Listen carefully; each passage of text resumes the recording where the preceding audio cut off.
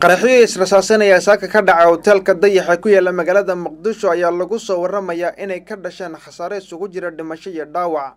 Dadka dhintay ayaa waxaa la sheegayaa inay kor u dhaafeen 20 qof halka dhaawaca oo gaaraya 40 qof la geeyay isbitaalada magaalada Muqdisho. Waxaa dadka dhaawacmay ka mid ah 3 sawir qaado oo u shaqeynaya warbaahinta caalamiga sida Al Jazeera, AAB iyo waliba AFP.